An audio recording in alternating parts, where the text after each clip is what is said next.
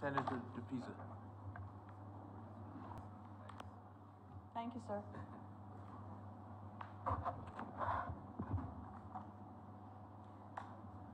Every year, we enter into an exercise in which we allocate funds to various departments of government as a means of keeping the machinery of government moving. We see in the United States how their exercise works, and they can actually shut down a government if their equivalent of this exercise is not completed by a particular time. And every year I am confounded as to how that exercise devolves into confusion when all we are really doing is seeking to make government work. I appreciate that it is an opportunity to speak largely and broadly on topics, but what I do not appreciate is why it is not used more as an opportunity to educate, even if not sharing the government's philosophy and policies, to educate on your own as opposed to simply opposing. No. I also wish, and I recognize that this is the last of these exercises under the present administration, but understanding that this present administration is poised to continue as the next administration, I would also wish that we take the time recognizing that we have the ear of the nation for 8 days, that we use the opportunity to help the country to understand where we are at and where we are going. No, not yet, I believe, in the public domain, but hopefully very shortly will be a document called the Barbados Sustainable Recovery Plan 2018, which, with your permission, sir, I will simply refer to as the plan. Now, why this, to my mind, is a revolutionary document, perhaps overtaken only in recent times by the original social partnership agreement, is that it bears the signature of the Prime Minister, of the head of the private sector, and also of persons who carry the mantle on behalf of workers.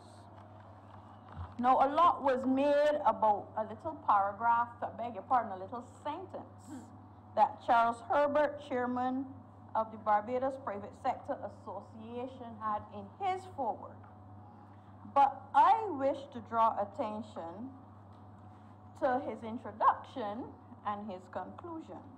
He started by saying the Barbados Private Sector Association believes that, and I'll use my abbreviation, the plan presents an opportunity to chart the recovery of the Barbadian economy.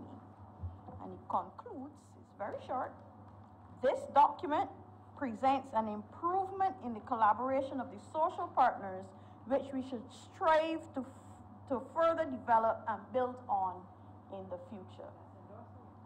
That, sir, is an endorsement by the private sector of this plan going forward, and not as posited by the other side that it is not endorsed. And I will not say by Mr. Herbert, because he is not wearing his personal hat. In this capacity, he is representing the private sector. And he was not alone in his endorsements.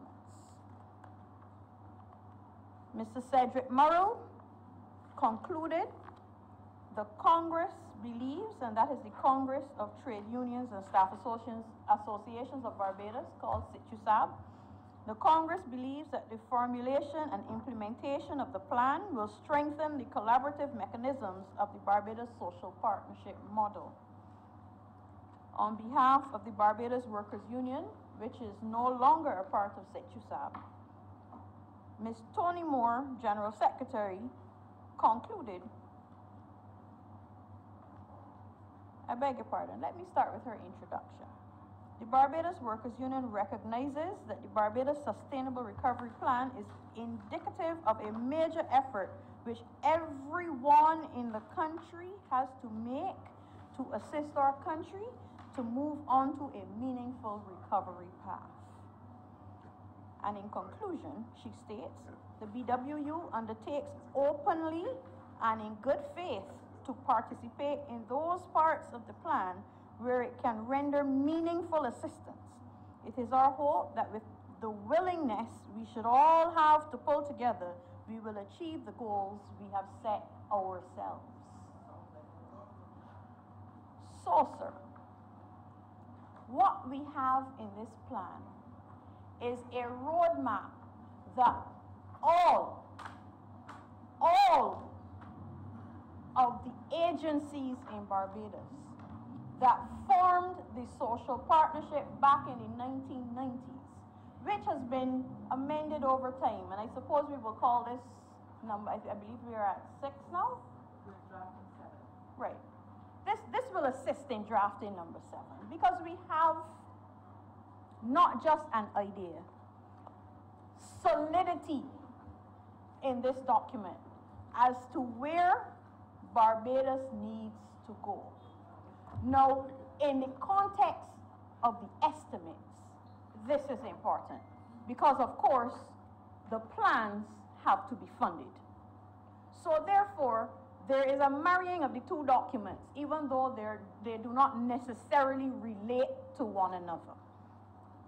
And it is important then, and I encourage whomsoever is responsible to with haste make this a document available to the public so that they too can study it. Apparently it is online. I wish I knew how to tell you, Barbados, through you, sir, how to find it. But I will make it my business to find it and put it out there. And I hope that all of us will do the same, because it is important to grasp where we are at and where it is we want to go. Because if you listen to those who shout the loudest,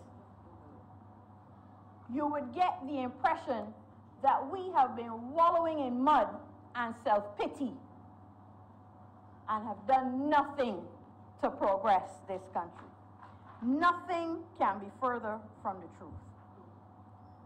Both the central bank report and this plan speak loudly and repeatedly to the fact that in the last 3 years, Barbados has recorded growth. Now, I am not sure why this has not been front page news.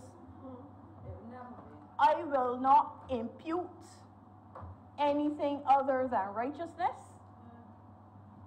but certainly that is information that our public should know.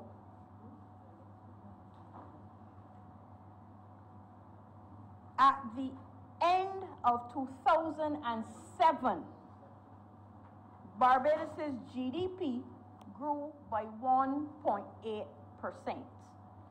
That was 10 years ago. We were in the throes of a recession. We hope we are coming out on the other side. And I am happy to report that in 2017, last year, GDP grew by 1.4%. So bit by bit, We're inching back up to where we were before the recession hit us. And it is important that we understand that this is just one of the indicators. The current account deficit has narrowed. What we earn and what we spend are coming closer together. In 2016, 2017, the fiscal deficit was down to 4.3%. In 2017, 2018, it is expected to be at 3.1%. This is the direction that we expect the country to go in. And when you get to read the plan, you will understand and appreciate that this is the direction that this administration has been taking the country in for the last 5 years. So hear the naysayers, but read for yourself. Just read it for yourselves. I urge each of you. And then the estimates will state how it is we intend to finance the continuation of this progress for the next 12-month period. That is how I choose to relate the two documents. And why it is important that you have the buy-in of the private sector and also of employment is that everybody has a role to play in preserving Barbados for the next generation. It cannot be any other how. It was done for us, and we are doing it for the ones that come behind us. And so, with certain shiftings, we find that in the last year, commercial banks found space to buy more government paper.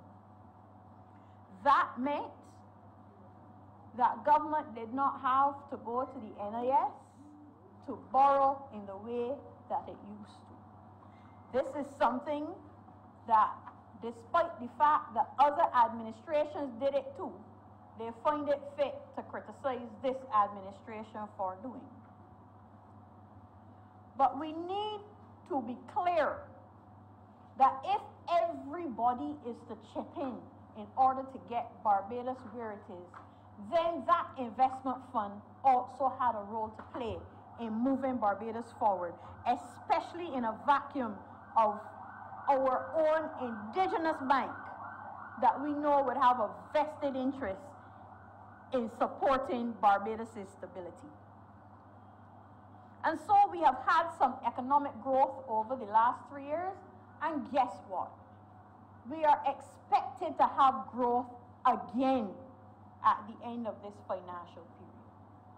And so the programs that we built on before, we continue to work on them. And I encourage you, in listening to the estimates debate, not to focus so much on dollar amounts. One critique by Senator Lady Haynes was that the budget for the HIV/AIDS Commission had dropped.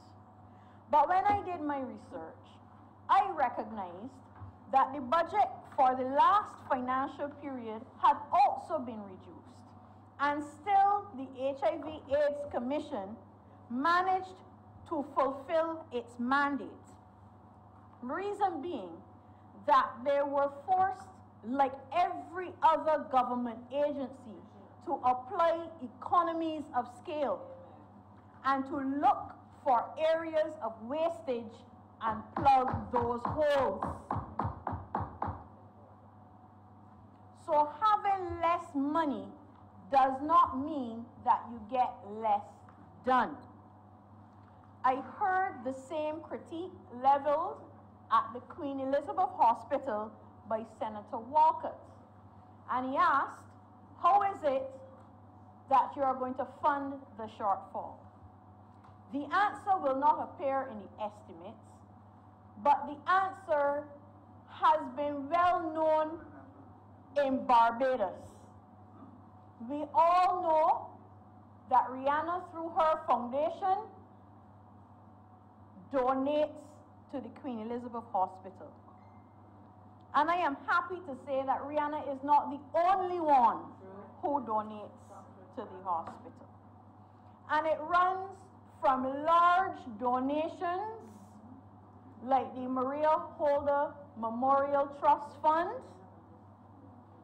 and some of the commercial banks to smaller but very impactful donations like the St. Michael's School that has adopted the geriatric hospital. Like other schools too have also engaged in these programs. Private individuals also contribute to the funding of the Queen Elizabeth Hospital. Philanthropy is alive and well in Barbados. And so, whilst it may look like the dollar figures are dropping, the work continues apace. And while some may focus on waiting times in the accident and emergency department, I have noticed a building slightly off the road because it's not looking to be ostentatious, but sufficiently large that you can't miss it. The Best Dos Santos Laboratory. State of the art. The only one of its kind in the Eastern Caribbean. Seeing the light of day and functioning in times when we have said of ourselves that we are in straitened circumstances. But still we manage to do the things that are necessary. Because though the funds are low, the projects have to flow. And I really didn't mean to rhyme.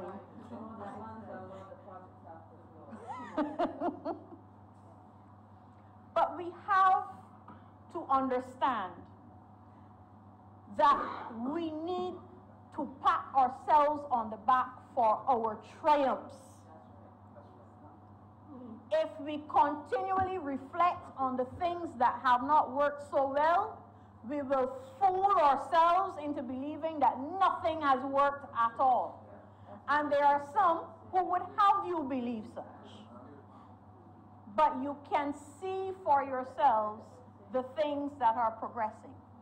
And I want to speak to another project that is coming on stream also in health. But we have not quite got there yet. Perhaps because we need a little bit more education. Barbados has a cadre of doctors who are sufficiently qualified, ready, willing, and able to perform transplants in this country. Now, that is seriously not rocket science.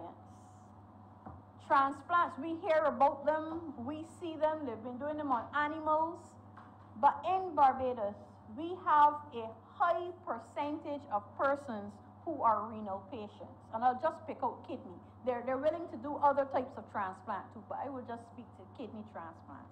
A high percentage of persons who are renal patients and whose lives literally depend on dialysis. And there are times when the dialysis is not sufficient to sustain their lives. And the death rate in Barbados for persons who are on dialysis is comparable to the rest of the world.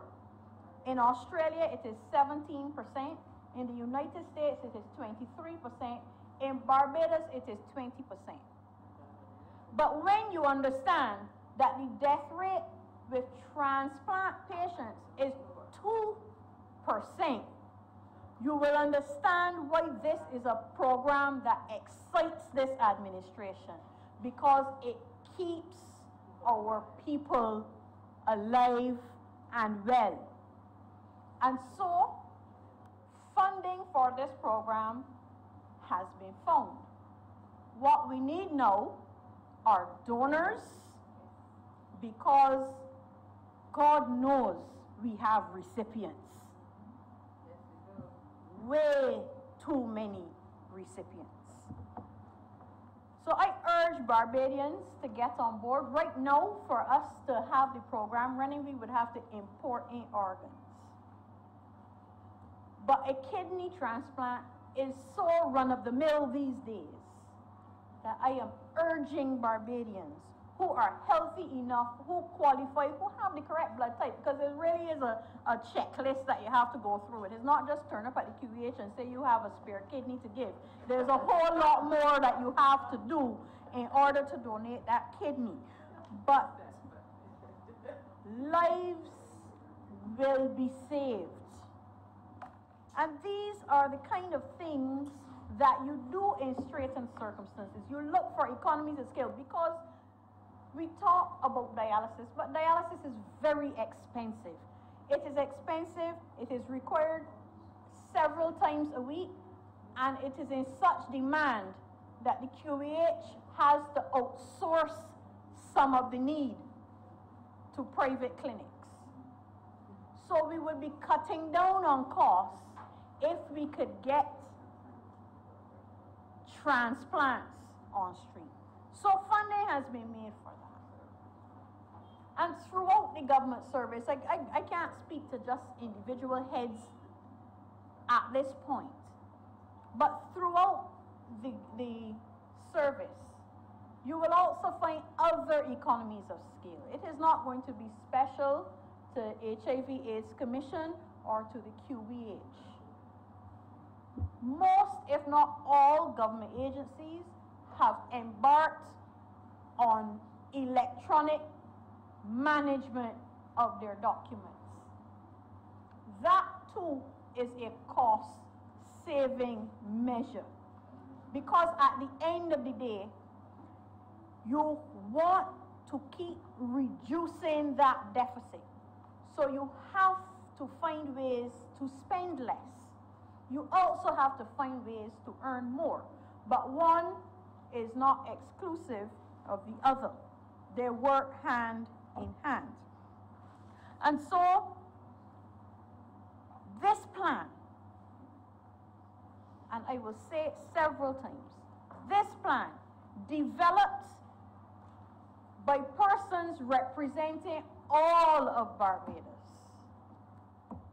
Workers, employers, government, has determined that we need to keep Barbados moving in the upward direction. Acknowledging what has been achieved in the last 3 to 4 years and building on those successes. We may not be able to measure the successes largely. I think our highest growth ever, our average growth was 3%. So you would know that at 1.8% even in 2007, we were below our average. But just to show where we were, we dropped and we're coming back up. And this plan is the roadmap that all agree will take us further forward. Now, I am very pleased to see the private sector buy in, because I would expect now that there will be an improvement in foreign exchange inflows as the private sector stems capital flight from Barbados. I would expect, as the private sector has bought into the plan, to see them fostering themselves in entrepreneurial activities. That is not to absolve government of the responsibility to set the legislative framework, but government fulfilling its mandate in that respect. I would expect the private sector to up its game, and that is with one P, and make sure that they too are doing what is necessary to pull Barbados up. I would expect to see more exports, more manufacturing, more entrepreneurial exploits seeing the light of day. I would especially love to see the Cultural Industries Act, Development Act exploited to its fullest, because it is rife with potential for persons who are looking not only for something for themselves to do, but a way to improve their society in the meantime. I would expect to see the private sector contributing to funds, and I would expect to see the commercial banks funding the young people's ideas. Most of the time, brilliant ideas fail for lack of capital only, sometimes expertise too. But we have government agencies to assist with that. I would expect, since they have signed on the dotted line, that micro enterprises will come through, and we will see them represented and the Made in Barbados stamp boldly placed on them, so that those of us who are looking to buy Beijing will know which products to buy. And those stamps exist. I would expect persons currently on unemployment to be looking to retrain in areas that can not only make themselves productive, but in the medium term, if not the short term, allow them to employ other persons. I would expect to see our agricultural sector revived. Not just at the government level, but at the level of small farmers, coming through with innovative products like Hatchman's cheeses.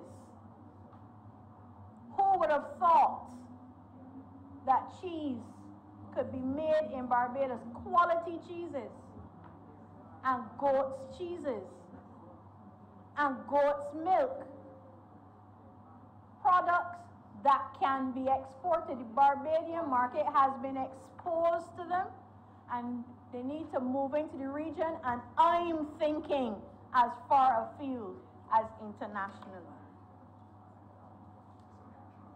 I am pleased to see that the employees, through their representatives, have also signed on the dotted line with this plan. I am particularly attracted again to the foreword written by Ms. Toni Moore, General Secretary of the Barbados Workers' Union. In its third paragraph, she states, "The union understands that as part of its contribution to the national recovery effort, it will have to have its membership share in some moments when sacrifices may have to be made." Now, this is an unfortunate situation in Barbados, and I suspect other places, where the first sacrifice is usually on the wage bill, without looking to see how else you can find room to improve your financial situation. I am satisfied, though, that this administration, though it had to shed some jobs, kept that to a minimum and found other ways, the process of attrition, reassignment, looking to fit square pegs in square holes, to make an effort at efficiency at the personnel level, not just at the financial level, but at the personnel level. And we would want over time to develop a labor market that is technologically savvy, because that is the direction in which the world is going and in which we will have to function. It is not possible to talk about government working on ease of doing business if there is a workforce that does not equip itself to allow government to facilitate the ease of doing business. So all of the things go hand in hand. No one is pulling any harder than the other. All three have to pull together for this thing to work. And so we have to keep a scrutiny on what we do to make sure that everybody, as the Bible would say, has their hand to the plow and will not turn back. That is what is important. And that is why the implementation phase of this plan is going to be the most critical. It is okay to understand where you want to go. It is great that we have made progress up until this point. And that is not to say that there are not still some triggers, some things that you know that you have to work on. And we won't deny it. The foreign reserves is one of them. But I am satisfied that once we stem outflows, the balance sheet will look a little bit better. Yeah. And it is not about your average housewife hoarding US dollars. It is a problem with a whole lot more zeros than that.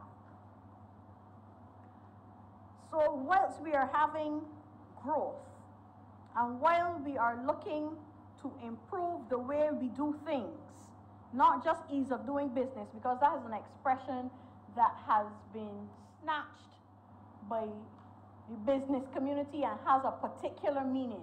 But for government in general, allocating funds is step one, which is what this exercise is about, the estimates. But ensuring that they are used in the manner in which they are intended, in the most efficient manner in which they are intended, is absolutely critical. But I am happy to say that this administration has started the work assigned to government under this plan. There have been movements, and I spoke about some. The Cultural Industries Development Act, which presents a framework within which small businesses can come to the fore. And when we speak about small businesses, we're not just talking about making things. We have come to that idea, I believe, on the off chance. But there is value in intellectual property. There is value in musical skill. There is value in our cultural presentations in whatsoever form they may take, including buildings. And as we make these things work for us as a country, we will find ourselves less and less dependent on the vagaries of things that happen beyond our borders. And I think that is what we need to reach towards. We are never going to be an island unto ourselves. We will always be dependent on our immediate neighbors and our neighbors further away, because that is simply the way the world is structured. We need things that they have, and we need to ensure that the things that we have, they continue to need and want.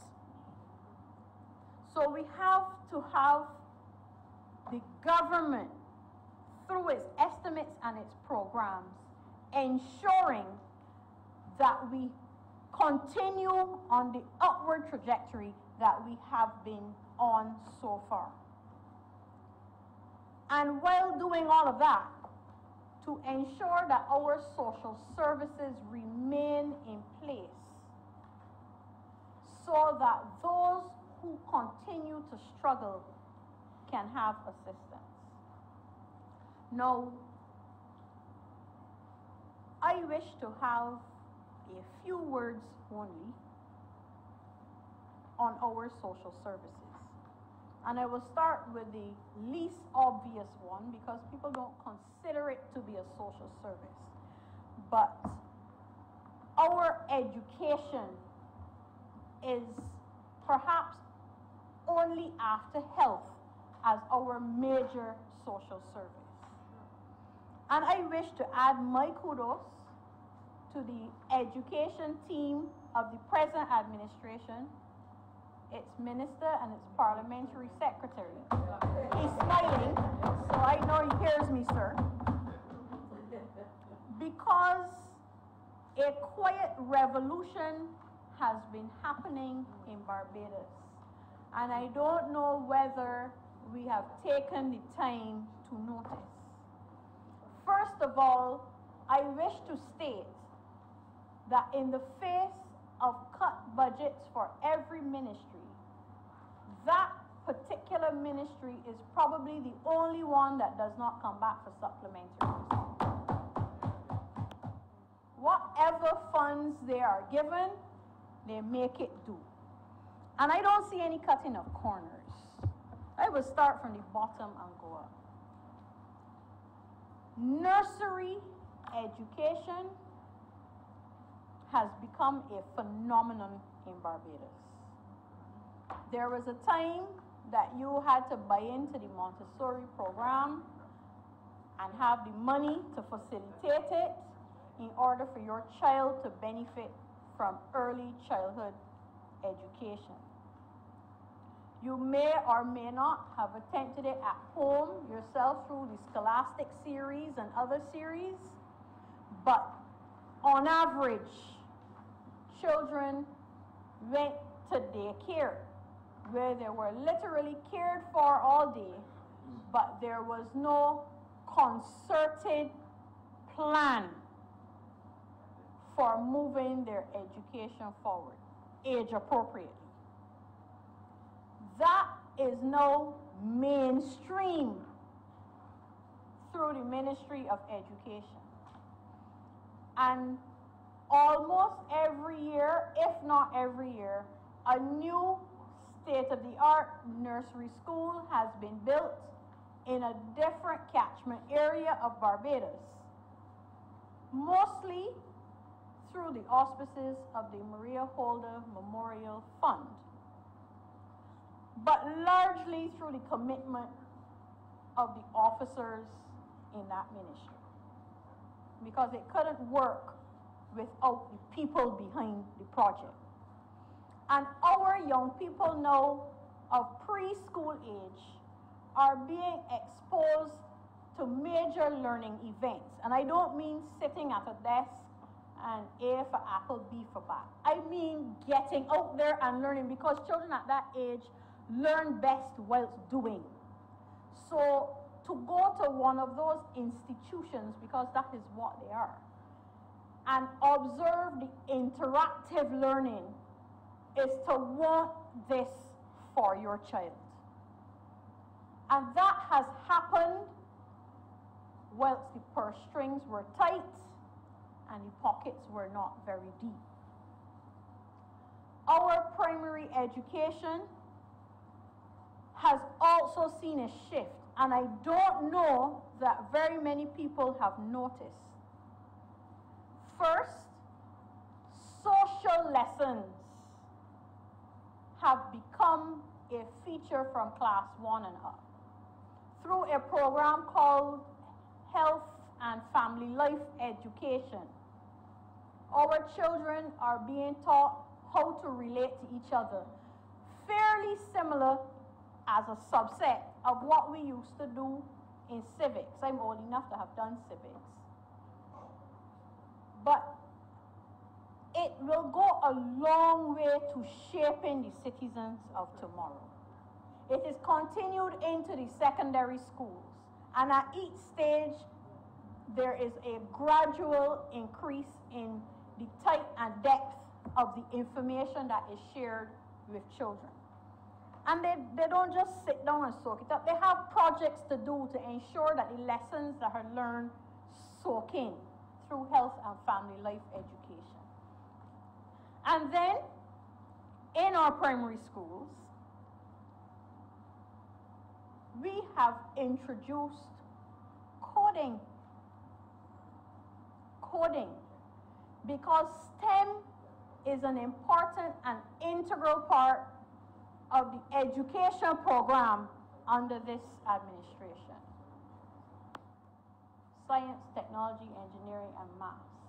And so from an early age, we want to baptize children in technology. Not just edutech, but actually learning how computers work, how to make programs, how to progress a matter from the C prompt forward. And a lot of people these days don't know what is going on behind the computer, because everything has been developed to the point of an icon that you just press and you get everything that you need to do. Our young people are learning about what is going on behind the computers. This program also is continued into the secondary education. And in secondary education, it branches off further into robotics. The Ministry of Education is focusing on robotics. There is financing for these projects because this is the direction that this administration sees Barbados facing. And these are the things that are considered critical for the development of Barbados. Having segued neatly into secondary education, this is probably the most visible revolution that our education system is experiencing right now. There was a time when your secondary education fit you for three things: the professions, the civil service, or nothing at all. And a lot of people fit into, or I should say fell into, because it was never a good fit, fell into that third category. At secondary schools now, students can learn technical subjects and earn CVQs, also managed by CXE. So there's an equivalence with those who continue to do the academic subjects. And at a lot of schools, including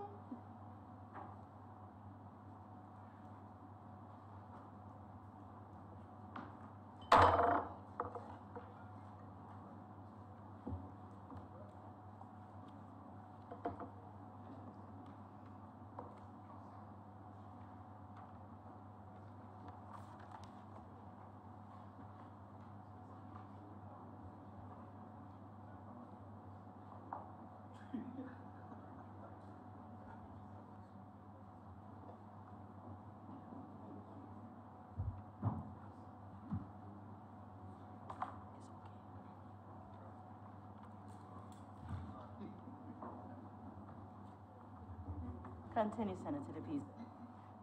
Thank you very much, Madam President. At a lot of schools, including some you would not think about, what we used to call the grammar schools, the older secondary schools, we had all sorts of labels to separate them. Even at those schools, you can do CVQs.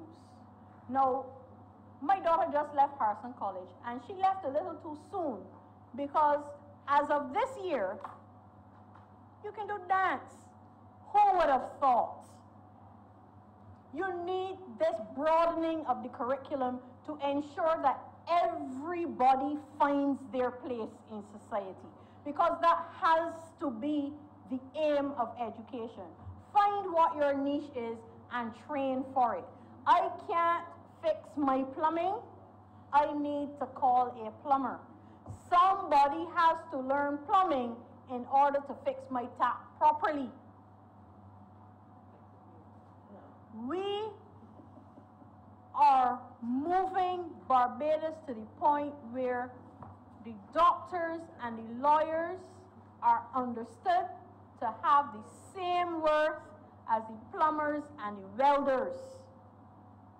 And we're doing that by expanding CVQs, and secondly, by having 6 farm schools that offer technical subjects. And that is important. There is also now a fluidity of students around the schools finding the subjects that suit them. So those of us who came up under the old dispensation are shocked and horrified to hear that students leave Harrison College and Queen's College and head down to St. Leonard's, because that is where has the focus that they are interested in. Students will leave and move to another school to find the subject mix that fits what they wish to do. You no longer have to stay and do either the classics or the sciences. And for generations, those were your 2 choices. In my time, they tacked on another one, languages, but let's face it, it was hived off of classics anyway. Education has been changing, and they are not done yet, hence the allocation in the estimates. And so I come to what most think is the trickiest part of education for this administration, but which for me is really one of the easiest. For decades, we sold ourselves as having free education without ever having an appreciation as a people for the cost of education. And as more persons moved towards tertiary education, we found a bottleneck on the other side of persons holding degrees but not being able to command jobs. The time has come to match national requirements with need at the education level. We also need to have a greater focus coming from our students. To ask for a student to pay 20% of economic costs, and perhaps I should have put that the other way. Whilst government pays 100% of tuition and 80% of economic costs, students are now asked to contribute 20% of economic costs. It's the other way around. Government is paying 100% of one thing plus 80% of the other. So of the equation, or if you are more of a more pictorial bent, in the pie chart, your section is very small compared to what government continues to commit to contribute to the education of its young people. And it is hoped that that small contribution, which may be large for individual pockets, that is not denied, but that small contribution, it is hoped, will focus students to not waste the opportunity that is granted them. And the benefits will be almost immediate, because now you will not do 2 and 3 degrees trying to find which one you really want to do. That thought process will come first. And then you will commit to an area of study and a discipline, and commit to the financing of it. Which brings me to another bugbear, and that is the Student Revolving Loan Fund. I am a beneficiary of that fund, and I paid back mine because I understand what revolving means. It allowed me the opportunity to get where I am today, and it is incumbent upon me to reach back and help up the next person. That is how a revolving fund is supposed to work. The money is to keep circulating. All those persons who have treated it like a grant are cheating the people coming behind them.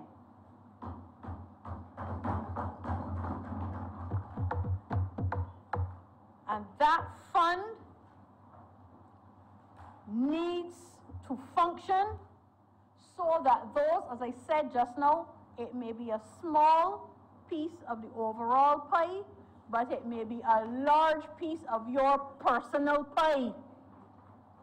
And that fund is required to assist those persons for whom it is a large portion of their personal pay. Because we all need to work together to get each one of us a step or more ahead. Only the country will benefit. And when the country benefits, we all benefit. And so education will remain a primary consideration of this administration. It may at times have to look different from how it did 50 years ago. But let's face it, everybody looks different 50 years on. And that is without pinpointing anyone who may or may not be in their 50th year. We need to appreciate education in the way that our forefathers did. And I suspect we are getting back there by the implementation of this contribution by students. That appreciation for education. But that is just one of the social services. I will do my best, ma'am. That is just one of the social services that must remain, because our society has more than dollar bills. It has beating hearts. And sometimes those persons need our help. So the allocation to welfare, to the National Assistance Board, will continue. I didn't get to speak about the revolution in education in terms of special education, but I know that our resident spokesperson on education will fill in that blank most ably. What we need, though, with welfare is to have an understanding that it is not intended to be a lifestyle. And so, the welfare department is bringing on stream a means testing program so that those persons with actual need are touched first.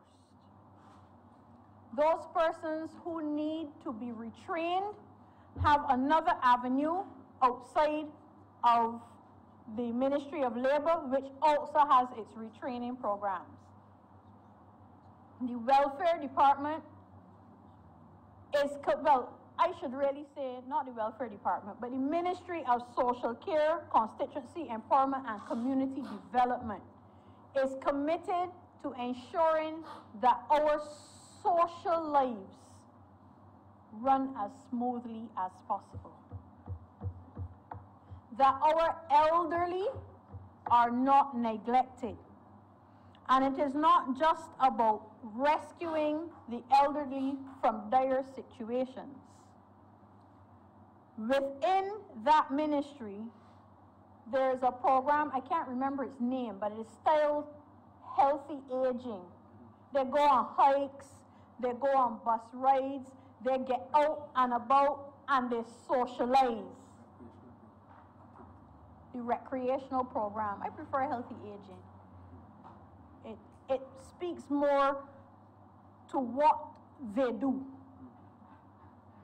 But for those who can't get up and do those activities, there is also a volunteer program for persons to go and sit and read and talk with the persons who are shut in. These are not matters that are line items that you hear spoken about regularly, but these are part of the victories of what you can achieve when you haven't got much money. It teaches young people to appreciate the elders, and it teaches the elders to associate with the youth. And between the two, there will be a sharing of knowledge and ideas. And nothing can be worse than loneliness in your old age. We owe it to that generation that put dung baskets on their heads and wore the rags into the fields to make their end days comfortable ones. It is a commitment of this administration and a line item under that ministry. Because we have, all of us, whilst considering figures, to consider people. And I wish, Madam President, that I had the time to go into the emerging sectors in Barbados. Renewable energy in particular. Oil coming after, but secondary, because we just simply have to break our dependence on oil. And I should really say, and oil products. But that industry is the one that could have set Barbados apart. And I share Senator Carmichael's positioning in relation to that sector. He didn't call a name, but one that is dear to me, Professor Headley, a pioneer, a tremendous mind, and we lost our footing for a while. But we are back on track, and we need to move with pace. Encourage new homeowners to install solar panels for electricity purposes. You don't have to sell a solar water heater to a single Barbadian anymore. They understand, they get it, and they want one. And we need to reach that same stage with solar panels. But I go further. Professor Headley used to make his panels here, up at UE, if I remember correctly. And we need to get back to manufacturing panels here as opposed to importing them. And I would support the expansion of that industry because we have, I do believe, amongst us, sufficient knowledge to get it done.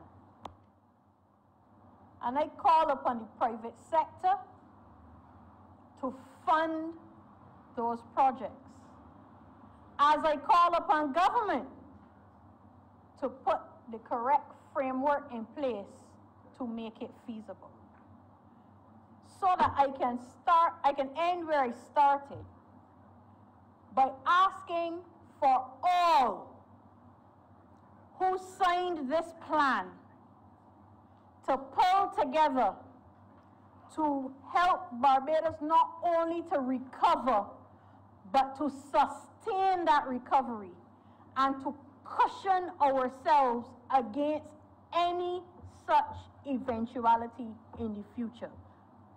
And learn the lessons. We may not all be religious, but the Bible is a book for those who don't consider it to have religious knowledge within it. In times of plenty, the barns were filled, so that in times of need, the people could be fed. And that needs to be the guiding principle of whatever administration going forward. Do not splurge the people's money in times of plenty. They will need it, because life is a cycle and the times of need will come again. Those words are also reflected in our national anthem. But we understand what it means to be strict guardians, thank you, ma'am, strict guardians of our faith. And so, with this plan and these monies estimated to be required to carry it forward, I am satisfied that Barbados has been set on the right footing to regain its positioning in the world on all the indices you can think about, and even better them, and to learn the lessons of our history and to not make the same mistakes again. I thank you.